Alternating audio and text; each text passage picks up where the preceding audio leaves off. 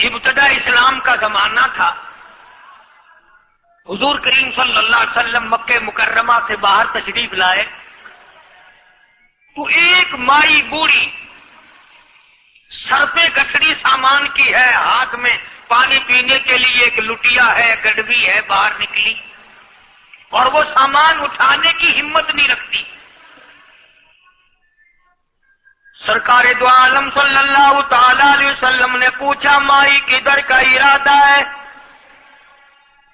اس نے اتنی بڑی بڑی گالیاں نکالی اور کہنے لگی مکے میں جادوگر آ گیا، میرے گھر میں جادو پھیل گیا، میری نوح مسلمان ہو گئی، میرا بیٹا مسلمان ہو گیا، اس نبی کے جال میں پھنس گیا، میں تو اس کے جادو سے بچ کر اپنے ایمان کو بچانے کے لیے فلانے دیہات میں چلی ہوں.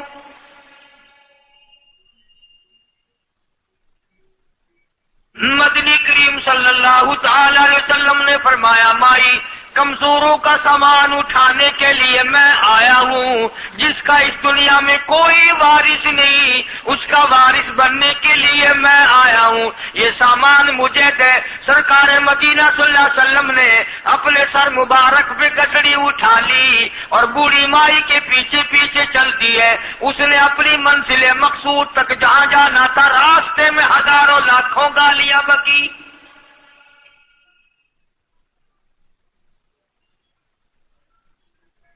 میرے گھر کا بیڑا غرق کر دیا، میرے گھر میں دین نیا پھیلا دیا، جادو پھیلا دیا، نئی نئی چیزیں آ گئی، پرانا دین ختم کر دیا، میرے گھر کی رسوائی ہو گئی، میں اپنا ایمان بچانے کے لیے آئی ہوں. جہاں بڑھیا مائی نے جانا تھا منزل مقصود پہ پہنچ گئی، ٹھکانے پہ پہنچ گئی، سامان نیچے اتروا کر حضور کو پلہ پھیلا کر جھولی پھیلا کے دعائیں دینے لگی اور کہنے لگی او میرے بیٹا جیسے اس جادوگر سے میں بچ کے آ گئی ہوں، جیسے اس دین نئے پھیلانے والے سے میں بچ کر آ گئی ہوں، میرا دین بچ گیا، میرا ایمان بچ گیا، میری دعا ہے اللہ کرے تو بھی بچ جائے. سرکار مدینہ صلی اللہ تعالی علیہ وسلم کی آنکھوں میں آنسو آ گئے. فرمایا مائی جس کو سارے راستے میں گالیاں دیتی آئی ہو، جو تیری گٹھڑی اٹھا کے سر پہ لایا ہے، جو تیری ساتھ آیا ہے، جسے جادوگر کہتی ہو، جسے گالیاں دیتی دیتی تھکتی نہیں ہو، وہی اللہ کا پاک پیغمبر محمد الرسول اللہ، میں تیرے سامنے موجود ہوں.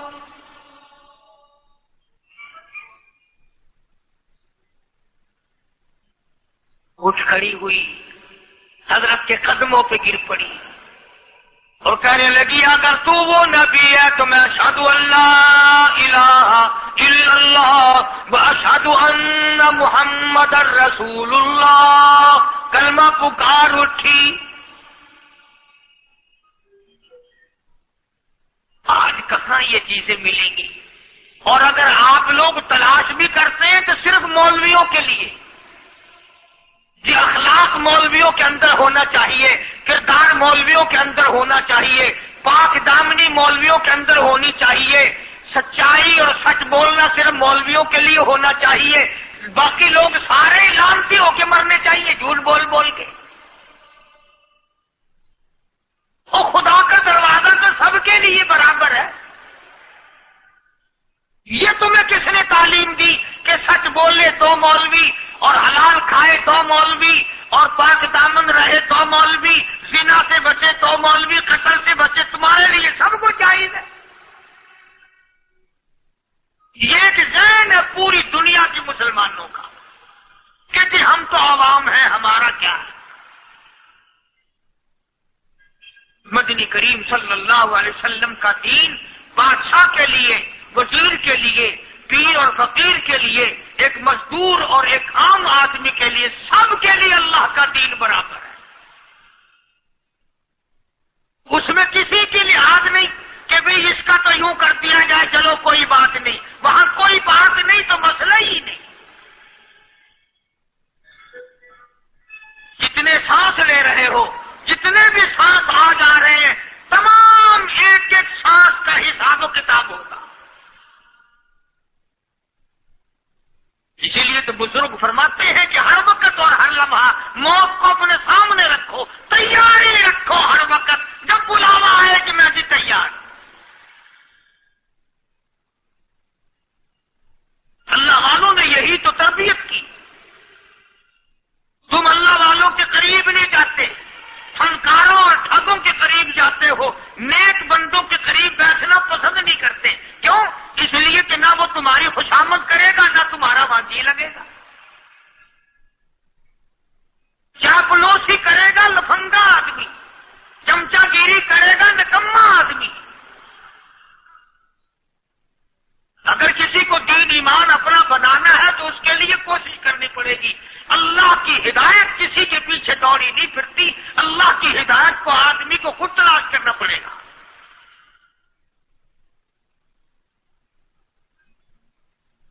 خدا کا جہنم اور خدا کی جنت دونوں چیزیں اس نے بنا دی اور اعلان کر دیا، فمن شاء فلیؤمن ومن شاء فلیکفر، جس کا دل چاہے ایمان اپناؤ، جس کا دل چاہے کفر اپناؤ، خدا کی خدائی میں کوئی فرق نہیں آتا۔ ساری دنیا اگر کفر سے بھر جائے تو خدا کی شان میں ایک ذرہ برابر فرق نہیں آتا، اور ساری دنیا اگر پارسار متقی پرہیزگاروں کی بن جائے تو خدا کی شان میں کوئی اضافہ نہیں ہوتا۔ یہ تو بندہ جو کچھ بھی کرتا ہے اپنے لیے کرتا ہے۔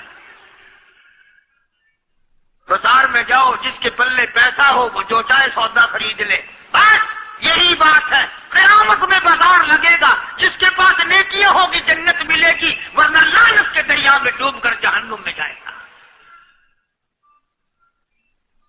کوئی کسی کو نہیں بلا سکتا۔ فرمایا اولئک الذین اشتروا الضلالۃ بالہدی، فرمایا یہ وہ لوگ ہیں جنہوں نے گمراہی ہدایت کے بدلے خرید لی۔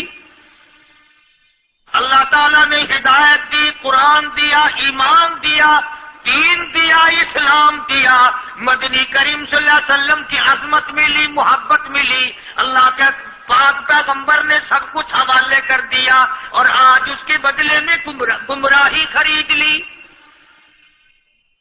قرآن اعلان کرتا اولئک الذین اشتروا الضلالۃ بالہدی، یہ ہے وہ لوگ جنہوں نے گمراہی کے بدلے ہدایت کے بدلے گمراہی خریدی۔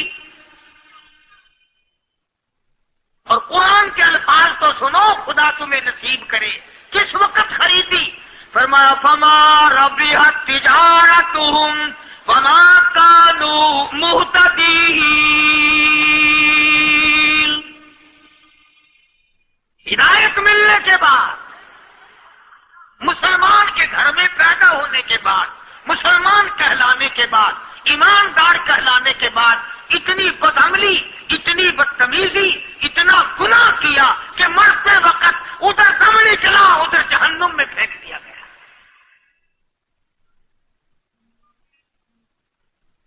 ایک صحابی نے عرض کر دیا، یا رسول اللہ صلی اللہ تعالی علیہ وسلم، فرمایا عرض کیا قیامت کب آئے گی؟ قیامت کب آئے گی؟ اللہ اللہ اللہ، یہ پوچھنا بھی صحابی کے بس کی بات تھی، اور اللہ کے نبی نے پتہ پھر کیا جواب دیا؟ فرمایا قیامت کا جو پوچھ رہے ہو کیا تیاری کر رکھی ہے؟ یعنی یہ نہیں فرمایا کہ فلاں دن فلاں وقت یہ، اور کسی نے پوچھ جو لیا متساں کالی کملی والے قیامت کب آئے گی؟ فرمایا کیوں، کیا تیاری کر رکھی ہے؟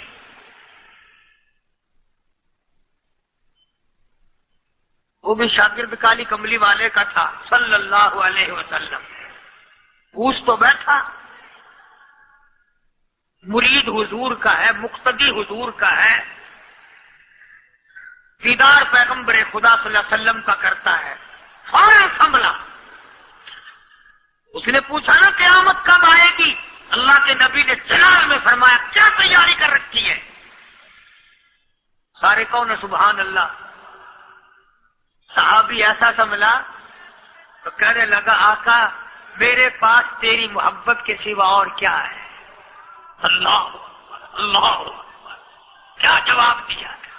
ایسا آقا میرے پاس تیری محبت کے سوا اور کیا ہے؟ تم جیسا ہوتا تو کئی روزوں کا سہارا لگاتا، کوئی نمازوں کی بات کر کے کھو دیتا، کوئی سخاوت کی بات کر کے کھو دیتا۔ کیا جواب دیا ہے صحابی نے؟ تمہارے میرے دماغ میں بھی کبھی نہیں آیا ہوگا ساری عمر میں۔ کہتا کالی کملی والے میرے پلے تیری محبت کے سوا اور کیا ہے؟ صحابہ کہتے ہیں حضور صلی اللہ علیہ وسلم نے یہ الفاظ سنے مسکرا دیا۔ آج ہمارے پلے کیا تیاری ہے؟ رات دن قرآن کہتا ہے تیاری کرو تیاری کرو، وقت آیا آیا وقت، قیامت آئی، موت آیا وقت، لیکن پھر بھی کوئی تیاری نہیں۔ اس لیے قرآن کریم للکار کے کہتا قل متاع الدنیا قلیل، دنیا بہت تھوڑے دنوں کا سودا ہے، سمجھ لو۔ صبح آئی کہ نہ آئی، شام آئی کہ نہ آئی، آیا وقت۔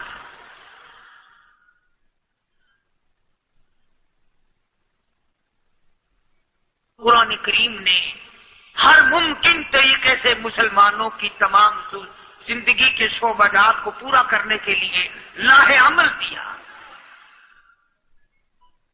میں ایک رخ آپ کو آج دینا چاہتا تھا، اور وہ یہ کہ نبی پاک صلی اللہ تعالی علیہ وسلم نے اس امت کے سامنے کس قسم کے نمونے نہیں رکھے۔ اخلاق و کردار میں سے کون سی بات حضور صلی اللہ علیہ وسلم نے چھوڑی؟ ہم اپنا پیٹ پہلے بھرتے ہیں، دوسرے کے لیے اگر سوچتے بھی ہیں تو وہ بھی بعد میں۔ یہاں معاملہ کچھ اور ہے۔ غزوہ خندق کا زمانہ ہے، مسلمانوں پہ بڑی تنگی اور بڑی پریشانی کا وقت ہے۔ یہاں تک کہ صحابہ کرام رضوان اللہ تعالی علیہم اجمعین کی جماعت کہتی ہے کہ حضور صلی اللہ علیہ وسلم کو صحابہ کرام نے دیکھا، ایک صحابی آپ کے سامنے حضور کے سامنے آیا اور اس نے اپنا کرتا اپنے پیٹ سے اٹھایا، اس نے بھوک کی وجہ سے اپنے پیٹ پہ ایک پتھر باندھا ہوا تھا، صحابہ کرام دیکھ رہے تھے۔ اس کے دیکھتے دیکھتے امام الانبیاء محبوب کبریا حضرت محمد مصطفیٰ صلی اللہ تعالی علیہ وسلم نے رحمت والے ہاتھوں سے جب اپنا کرتا اٹھایا، صحابہ کرام کی آنکھوں نے دیکھا حضور کے پیٹ پہ 2 پتھر بندھے ہوئے تھے۔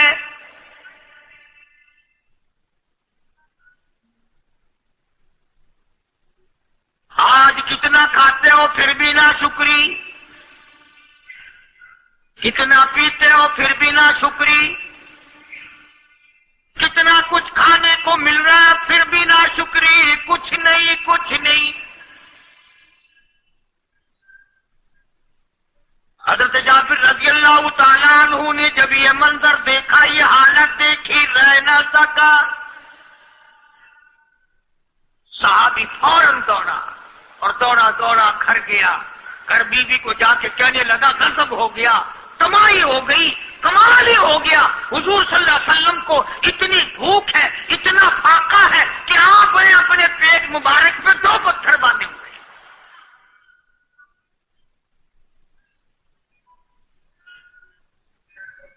بیوی کہنے لگی جلدی جا کر کے حضور صلی اللہ علیہ وسلم کی دعوت کراؤ، ہم کھانا کھلائیں گے۔ یہ 2 شیر ہوں 1.5 شیر ہوں، یہ جاؤ ہے، یہ بکری کا بچہ ہے، ہم اسے ذبح کرتے ہیں، بہت جلدی تیار کرتے ہیں، میں ان کو پیستی ہوں اور تم جاؤ جا کے دعوت کا کہہ آؤ۔ حضرت جابر رضی اللہ تعالی عنہ حضور کریم صلی اللہ علیہ وسلم کی خدمت عالیہ میں آئے، چونکہ کھانے کی مقدار، آٹے کی مقدار بڑی تھوڑی تھی، حضور کے کان کو منہ لگا کر کے حضرت جابر نے کہا کہ یا رسول اللہ صلی اللہ علیہ وسلم، ایک تو آپ اور ایک یہ صحابی جس نے پیٹ پتھر باندھ رکھا ہے، اور اگر آپ کے علم میں ہو 1 2 اور ایسا ہی جو زیادہ بھوکا ہو، میرے گھر میں دعوت ہے، چلو۔ لوگوں کا کھانا میرے یہاں ہے، ایک تو آپ اور ایک یہ جو ہم نے دیکھا پیٹ بکری پتھر باندھے پھر رہا ہے، کمر سیدھی نہیں ہو سکتی، اور ایک آدھا اور اسی قسم کا جو زیادہ تنگ ہو رہا ہو۔ جابر نے تو اتنی بات کہی، حضور کریم صلی اللہ تعالی علیہ وسلم ایک بہت بڑے پتھر پہ کھڑے ہو گئے اور اعلان کر دیا تمام کا تمام لشکر چلے، سب کی جابر کی گھر دعوت ہے۔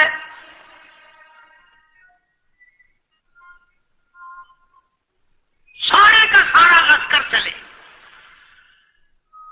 ساری فوج، بلکہ اعلان کر دیا چلو سارا مدینہ چلے۔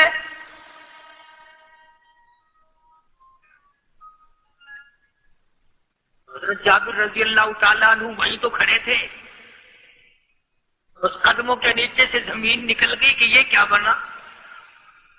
کھانا تو 2-3-4 آدمیوں کا مشکل بنے گا، یہ 12,000 سے زیادہ بڑا لشکر ہے، اور آپ نے سب کو اعلان کر دیا، اب کیا بنے گا؟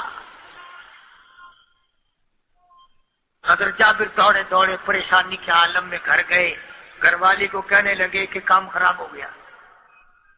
بیوی کہنے لگی کیوں؟ میں کہا میں نے تو اللہ کی بندی ایک تو حضرت کی دعوت کی تھی، اور ایک وہ دوسرا جو پیٹ پتھر باندھے ہوئے آیا تھا، اور میں نے عرض کیا تھا کہ 1-2 اور اسی طرح کا جو زیادہ تنگ ہو رہا ہو دعوت ہے۔ حضور نے تو سارے لشکر کو اعلان کر دیا کہ چلو جابر کے گھر دعوت ہے۔ سبحان اللہ، کبھی کبھی عورتیں بھی ایسی بات کر دیتی ہیں جو مردوں کو نہیں آتی،